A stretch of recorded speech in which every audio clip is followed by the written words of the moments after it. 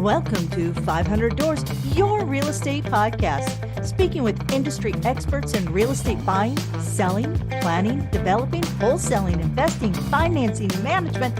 If it's real estate, we're talking about it. I'm your host, Kim Hayden, an award-winning 6- and 7-figure real estate agent with over 2 decades of experience. Understanding real estate is a dream for many that we, real estate professionals, have the ability to bring that dream to reality while building better communities and being the change we want to see.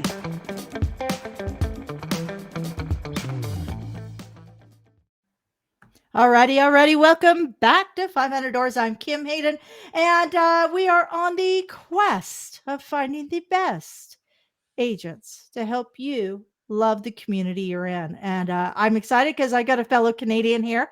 Stephen, welcome to the show. Thank you. Happy to be here. Oh, we're going to have fun today. We're going to have We fun are. today because Canada's only 1/10 the size of Americans, but I have 10 times the amount of Americans on the show. So it's always fun to get a Canadian on here.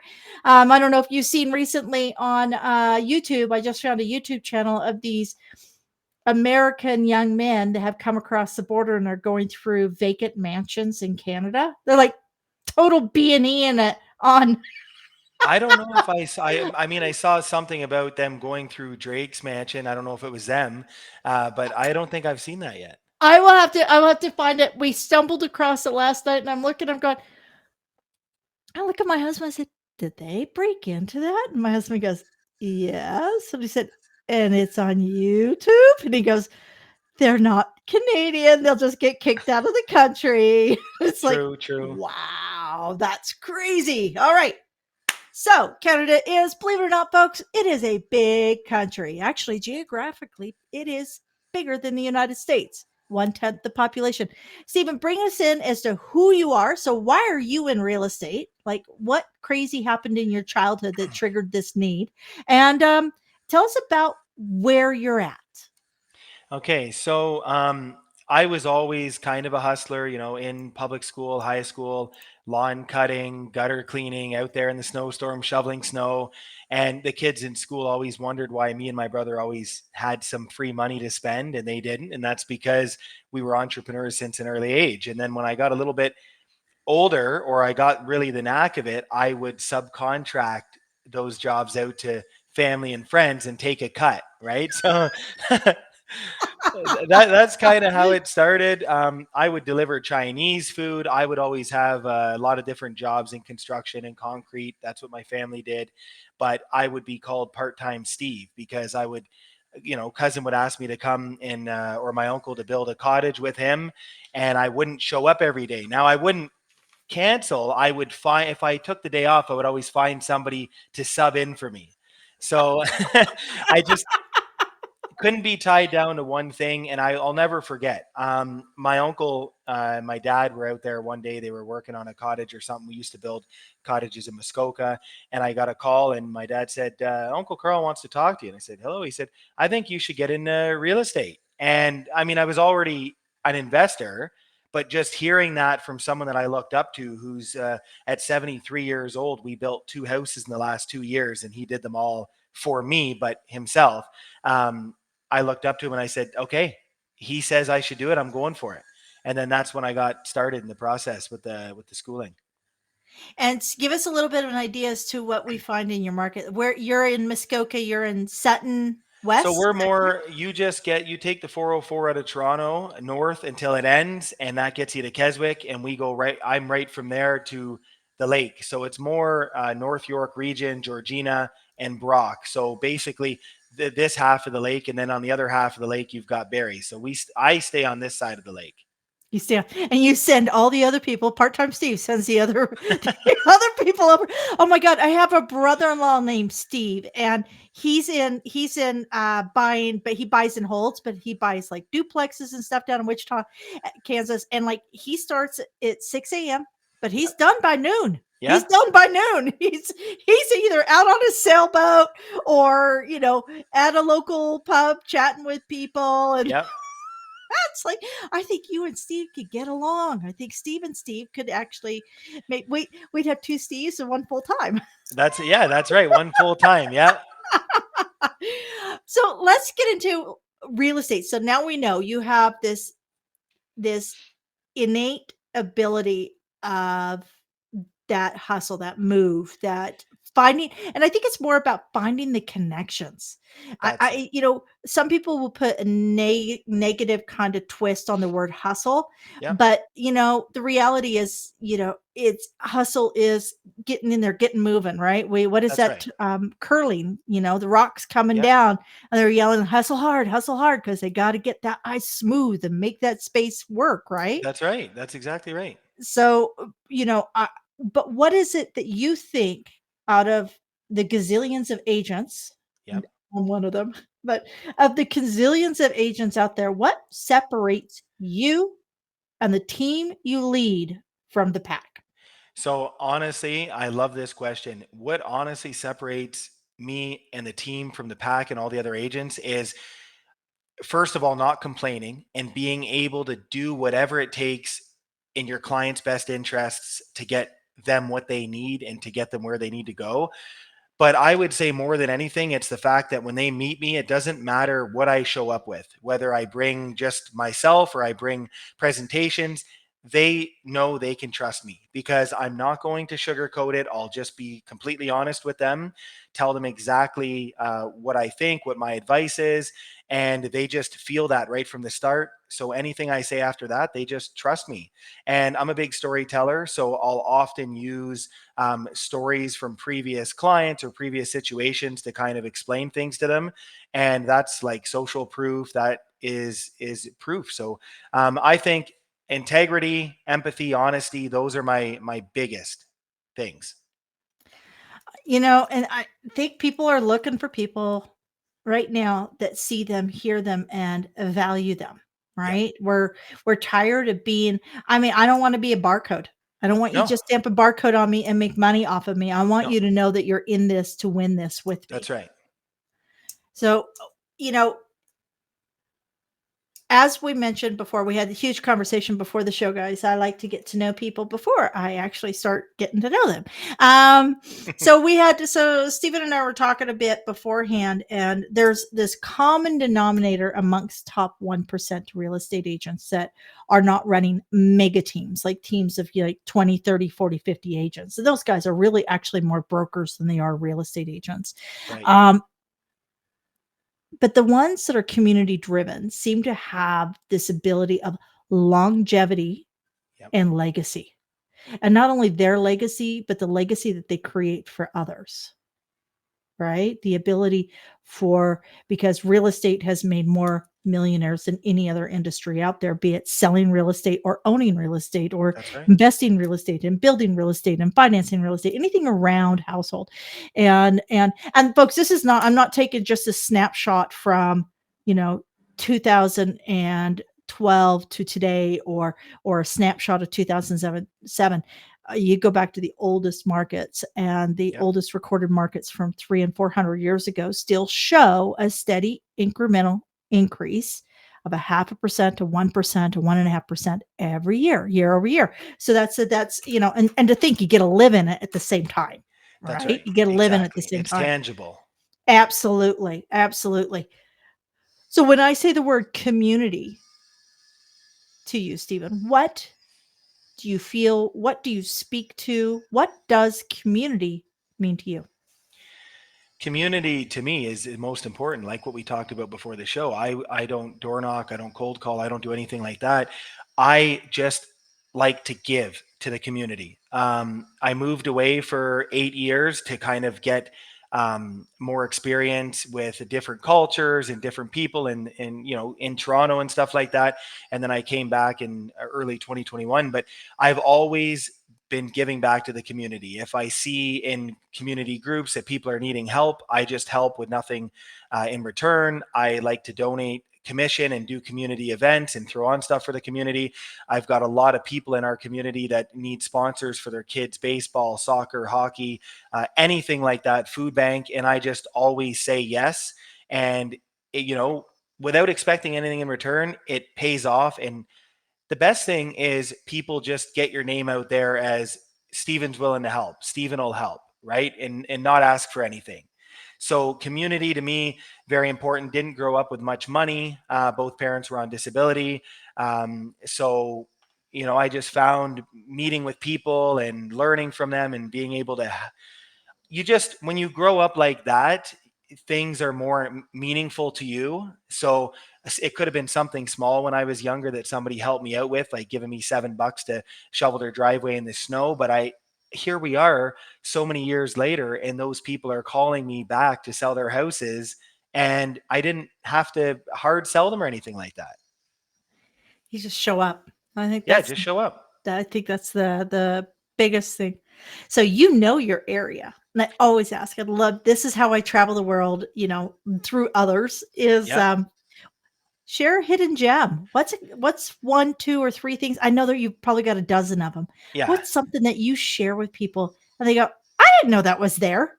Even people who have lived there forever that didn't know something was there. Well, in our area, it's some of the beaches. We have some of the nicest, sandiest beaches. You'll just drive down a road. There's only one way down that road and one way out. So unless you know somebody already down there or you've been around for a long time, we've got some of the most, like we've got one beach, Holmes Point Beach, and you could literally walk out, I don't even know, half a kilometer, and the sandbars, it's still not up to your chin, the water.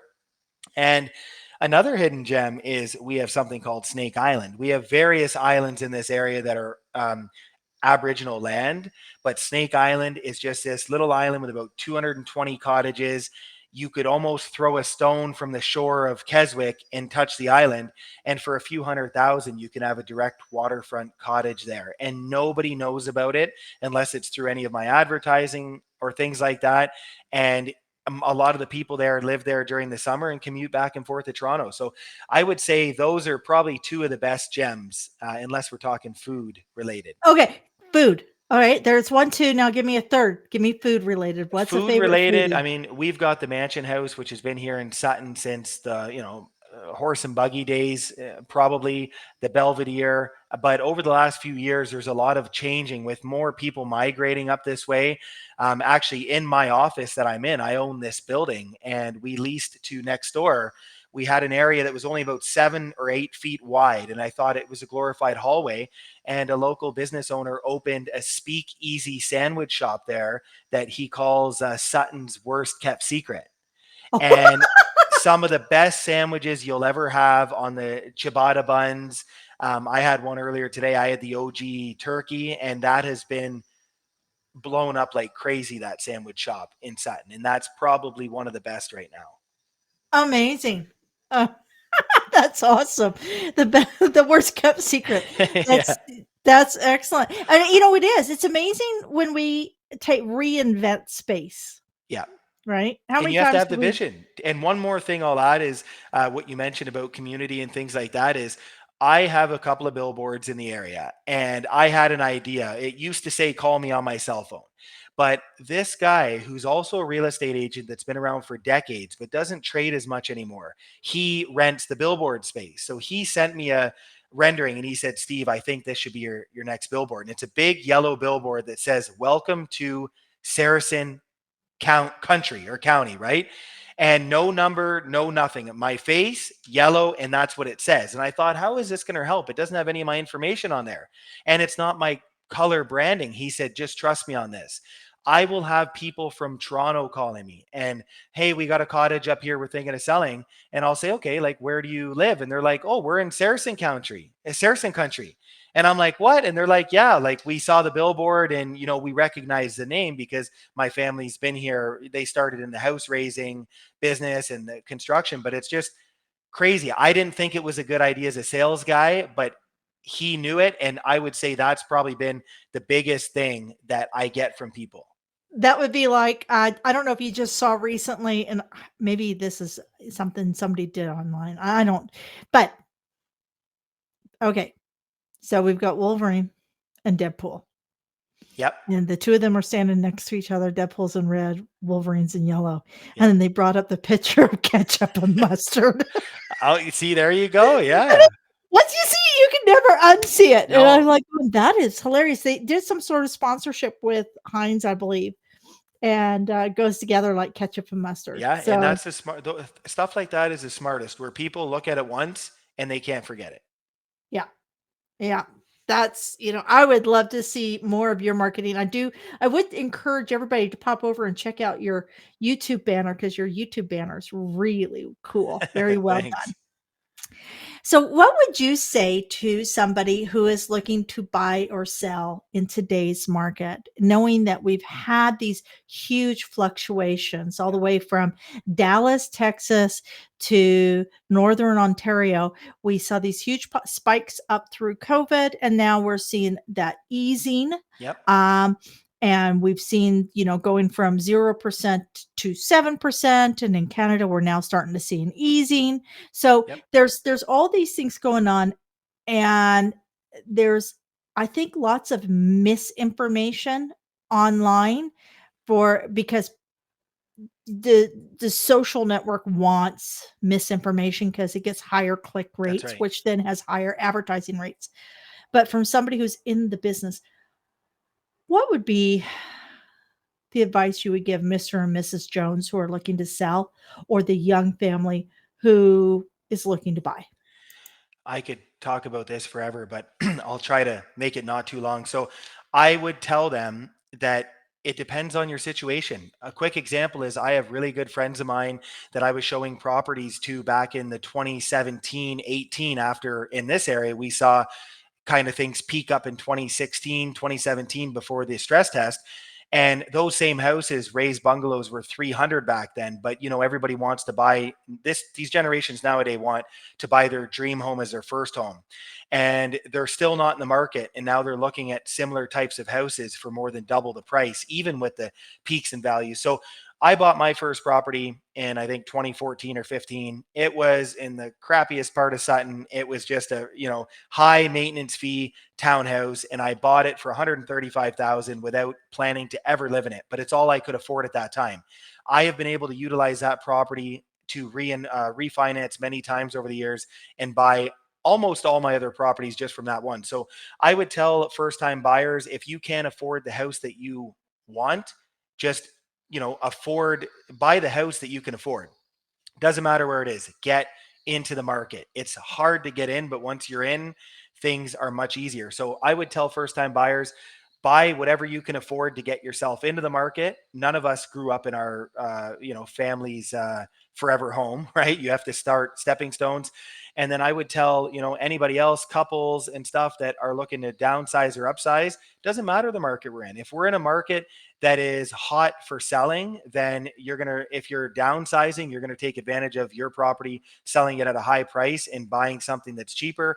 But if you're in a slow market like what we've seen for the last at least 18 months, now is the time to take advantage of that first time home that got you into the market, which are always in high demand, and then upsize and take advantage of the years going, into the future, and take advantage of the profit that you can make. That there's always a good reason to buy or sell, in my opinion. I completely agree.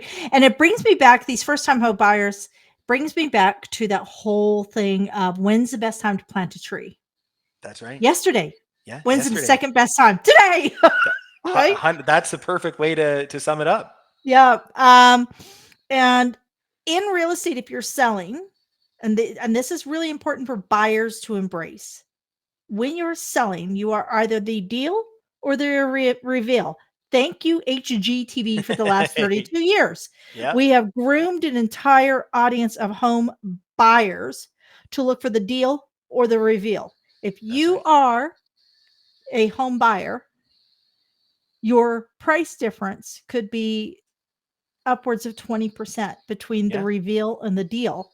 And the cost of getting that deal to a reveal usually is only half that cost, yep. if that. So there's equity that you can build in just by buying ugly. Yeah, It's funny, buy ugly, folks. I mean, and there's a lot of scrutiny sometimes against real estate agents that think, every real estate agent's rich and they make so much money. But what I tell my clients usually, yeah, I do very well. I run a successful team, but we also put so much into the community and into the business that the real wealth has been made by buying and selling real estate. So whether I was a real estate agent or not, I would still be successful because I know that real estate is the way to get there regardless. And the generations nowadays, I'm 33, so the generation of me and younger, they want to buy the house that they can take a picture on closing day and put it on Instagram and get all these likes and comments. But that's who the person who's laughing is, the person that sold you that house, because they made the house nice and they made all the money. I've Yeah. always bought the worst of the worst, the stuff that my dad used to tell me, you're not buying this, it's too far gone. After I started listening to my own advice and started buying the stuff that I wanted to buy, that's where everything came together. Yeah. Yeah. I completely agree. I mean, I was in I never sold an ugly home because I knew the price difference. So That's right. I worked very hard to ensure that all of our listings were the best house to show. When those That's right. agents came around, they saved our listing to the last one on the list. That's So if they right. showed like 12 houses and one smelled like cat pee and the Yep. next, they're going through them. And what people I don't think realize is that you could be absolutely doing the most thorough job you can do as a agent representing a home buyer. Yep. But unfortunately, listings aren't, you don't get that 4D with the listing visuals. You're not getting the smells. You're not getting the real feel for what Yep. that house is. We don't know what the roof is. We don't know what the foundation is. We don't know if there's latent defects. So when I was listed, all those agents would hold my listing to the last one, knowing that if their buyer was mad at them after that 10th listing, They're going to they'd love them. save it, because I would have my clients they'd have the music on, they'd have the lights on, the house would be clean, we'd have everything staged and Yep. tidied. Um, and the people walk in and go, "Oh, That's I right. could live here." That's right. Right? Yep. So that's kind of a thing. So if you're buying, maybe go and get a staging book and reverse engineer it in your head. Yeah. That's right. There you go. So, Stephen, you've been in and around real estate for a long time, and I love the fact that you shared with us that you grew up with parents that needed aid. So, Yeah. thus, you guys grew up that way, and how you've used that as a springboard to understand that you're going to give back. Right. You're making it. You're using it as a springboard that you're going to give him back. We're going to see a lot of real estate agents come and go Yep. because the market's changing again. And we know that the stats are, I think it's 87% of real estate agents don't make it past the 36-month mark. That's right. What would you suggest to agents to help them with longevity and success? Okay, so first, I'll tell you what the real estate agent that I used to buy my first two properties before I was licensed told me when I told him I was thinking of getting into real estate. His name was Kirk, Eddie, and I said, Kirk, thinking about getting into real estate, what can you tell me? He said, you can either make as much money as your lawyer or as much money as your garbage man. Both are very good jobs, but it's up to you how much money you want to make. And that's I'll forever remember that advice. So what I would tell real estate agents nowadays is I would say you have to be authentic. In a world where everybody's trying to be somebody else or somebody that they see on social media, authenticity wins. I have hand tattoos, I've got, tattoos, things like that. And most of my clientele is in their 60s and older. And I would say authenticity, they've got to be able to like you, got to be able to trust you. You're working with their biggest asset. So you've got to learn to kind of, it's not a one size fits all. You can't show up at an appointment and just be a robot. You've got to know people's personalities. You've got to know what they like about their house. You got to know what they want in an agent, and you've really got to be able to chameleon. You've got to. I call myself a chameleon, and I would say that's the biggest thing. It's all about liking, being liked, being trusted, and doing what you say. So if you say you're going to do something, you got to do it. If you promise them a certain price, you can't come back later and have excuses for why you didn't get that price. So you've got to be honest, you've got to be upfront, you've got to hear them out, and you've got to just put them first before everything. Words from, and I think it's not part-time Steve anymore. I think it's time and a half Steve. Yeah, it's time and a half. Time and a half Steve now. The part-time stuff back then was because I couldn't understand how I would be expected to be at the same place for 8 to 10 hours a day and not be able to do anything else. There's so much going on in the world. So I would rather work 24 hours, but still be able to kind of get a lot more Yep. done than just be boom, clocked in for 8 hours at the same place. Well, that's where real estate is, because no 2 days in real estate are ever the same. No, Ever. they're not. No. And they're long. My days are usually like today I was on appointments from 8 a.m. and I finish my appointments at 8 o'clock tonight. So, it's going to Yep. be a long day, but I love it. Yeah, and it's more of a lifestyle versus a Yeah. career choice, that's for sure. And there's a bit of that social coordinator in there. You get to Yeah. be the community event social coordinator. That's right. Stephen, I would love for you to take us out of the show today, sharing how people can find you, follow you, and engage with you. So you can find me if you Google Steven Sarasin or Steven Sarasin Georgina, but I've got a personal Instagram, so Steven Sarasin, and then I've got the Steven Sarasin team, and it's pretty well the same across all platforms. I'm pretty easy to find, especially if you type in Brock or Georgina. Awesome. And Sarasin, folks, is Sarasin, Steven, Steven, Sarasin.com. I appreciate your time today, Stephen. You have definitely brought a wealth of knowledge and great energy to the show. And your community is very lucky because you got another 20, 30 years left in you. This is the beauty That's of real right. estate. You can do this until you can't lift the signs up anymore. So That's right. there you go. Excellent. All righty, Stephen. Thank you so much. And you know what? If you're out there looking to buy or sell, don't be afraid. It's like a tree. Yeah, nothing Plant scary the about seed, it. nothing scary about it. Find the right person. Find your weak man. Who's going to be your goose, man? Who's your wingman? Thank you for joining us at the 500 Doors, Your Real Estate Podcast. Be sure to join our Facebook group at Real Estate Success with 500 Doors. Keep on watching, and don't forget to like, subscribe, comment, and share, because we all know sharing is caring.